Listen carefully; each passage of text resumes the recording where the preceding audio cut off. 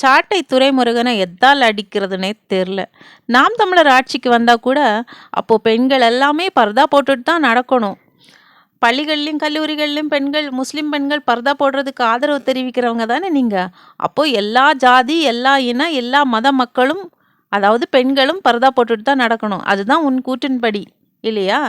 அது சரிடா, 11 மணி 12 மணிக்கு ஒரு ஆவணம் பார்த்து ஒரு பெண் பேசுது அப்படின்னு சொன்னால் அதுதான் காரணம்னு சொல்கிறீங்களா?